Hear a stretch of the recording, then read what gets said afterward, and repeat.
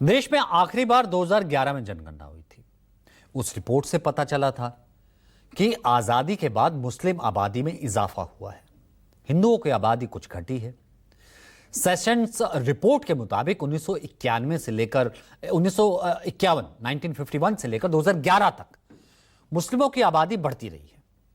देश में हिंदू मुस्लिम growth rate 1951 में हिंदुओं की आबादी 84.10% थी, 61 में घटकर 83.4% रह गई, जबकि मुस्लिमों की आबादी 1951 में जहां 9.80 थी, वो 1961 में बढ़कर 10.7% हो गई।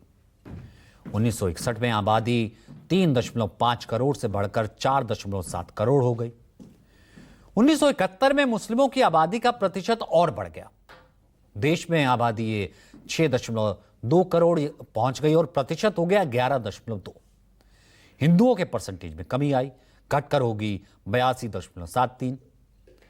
81 में मुस्लिमों की संख्या बढ़कर 8.3 करोड़ पहुंच गई, परसेंटेज में 0.6% का इजाफा हुआ, बढ़कर होगी 11.1, जबकि हिंदुओं का परसेंटेज गिरकर 82.30 हो गया।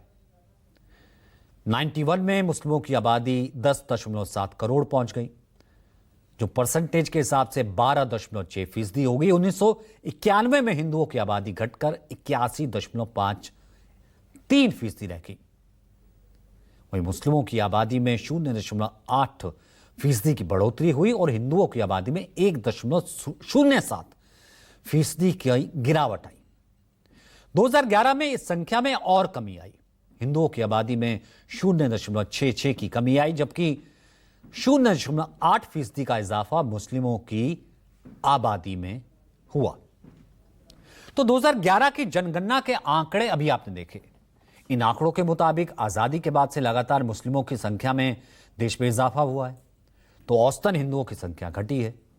लेकिन एक आंकड़ा बताता है जो हैरान इसलिए करता है क्योंकि पिछले कुछ सालों में मुस्लिमों की जनसंख्या में कमी आई है। यह आपको किसी ने सच नहीं बताया हुआ। एक आधार इसका फर्टिलिटी रेट है, प्रजनन दर। इसको लेकर राष्ट्रीय परिवार स्वास्थ्य सर्वेक्षण की 5वीं रिपोर्ट चौंकाने वाली है।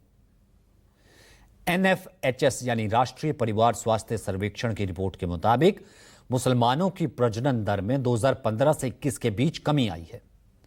15-16 में 2.62 थी, 19-21 में घटकर 2.36 रह गई।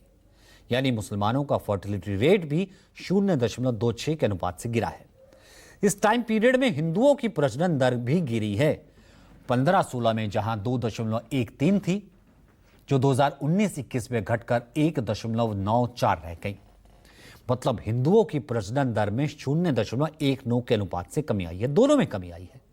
सिखों की थोड़ी बड़ी है, 1.58 थी, जो कि 1.68 अनुपात हो गई।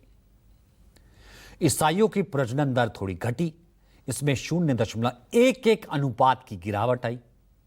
2015-16 में यह रेट 1.99 था और 19-21 में 1.88 रह गया।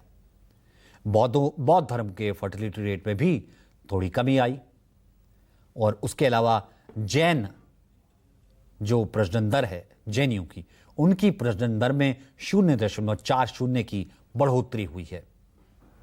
प्रजनन दर 1.20 थी, ये 1.60 हो गई। तो कुल मिलाकर के अंदाजा लगाया जा सकता है कि जिस तरीके से ये आंकड़े सामने आए हैं, ये आंकड़े शायद कुछ और कहते हैं, सच कुछ और है। हमने आपको ये दिखाने की कोशिश की। तो आज के इस एडिशन जो कहेंगे सच कहेंगे, फिलहाल के लिए इतना ही। मुझे इजाजत दीजिए। नमस्कार।